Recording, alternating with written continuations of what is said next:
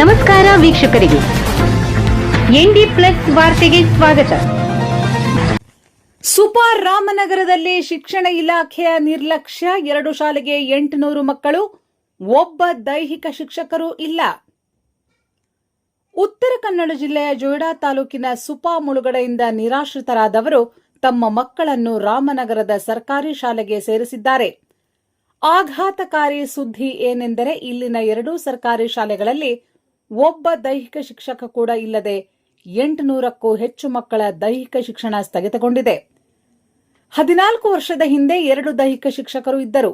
ಇವತ್ತು ಒಬ್ಬರೂ ಇಲ್ಲವೆಂದು ಕಾಳಿ ಡ್ಯಾಂ ಮುಳುಗಡೆ ಸಂತ್ರಸ್ತ ಮಕ್ಕಳ ಪಾಲಕರ ಆಕ್ರೋಶವಾಗಿದೆ.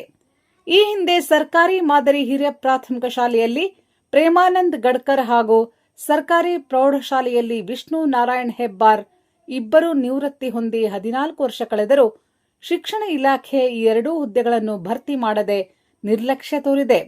ಪರಿಣಾಮ 510 ಮಕ್ಕಳ ಸರಾಸರಿ ಮಾದರಿ ಹಿರಿಯ ಪ್ರಾಥಮಿಕ ಶಾಲೆ ಮತ್ತು 300 ಮಕ್ಕಳ ಪ್ರೌಢಶಾಲೆ, ಒಟ್ಟು 800ಕ್ಕೂ ಹೆಚ್ಚು ಮಕ್ಕಳಿಗೆ ದೈಹಿಕ ಶಿಕ್ಷಣ ಮತ್ತು ಕ್ರೀಡಾ ಚಟುವಟಿಕೆ ಇಲ್ಲದೆ ವಿದ್ಯಾರ್ಥಿಗಳು ಮೊಬೈಲ್ ದಾಸರಾಗುತ್ತಿದ್ದಾರೆ.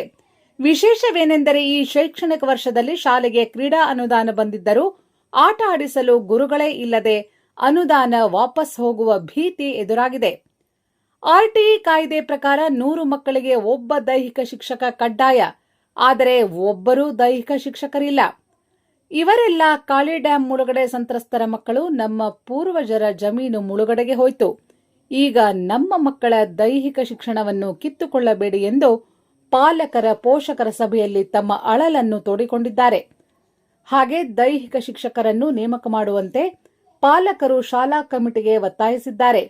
ಈ ಕುರಿತು ಎಸ್ಡಿಎಂಸಿ ಅಧ್ಯಕ್ಷ ಪ್ರಶಾಂತ್ ನಾಯರ್ ಹಾಗೂ ಸದಸ್ಯರಾದ ಪ್ರಣವ್ ದೇಸಾಯಿರವರು ಕ್ಷೇತ್ರ ಶಿಕ್ಷಣಾಧಿಕಾರಿಗೆ ಲಿಖಿತ ಮೂಲಕ ಮನವಿ ಸಲ್ಲಿಸಿ ಕೂಡಲೇ ನೇಮಕಾತಿ ಮಾಡುವಂತೆ ಆಗ್ರಹಿಸಿದ್ದಾರೆ.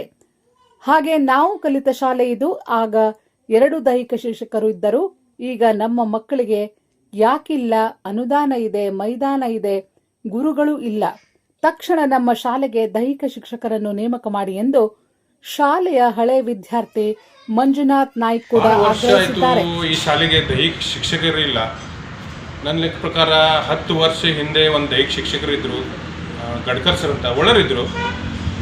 ಆವಾಗಿಂದ ಇಲ್ಲಿ 10 ವರ್ಷ ಆಯಿತು, ಒಂದು ದೈಹಿಕ ಶಿಕ್ಷಕ ಇಲ್ಲ.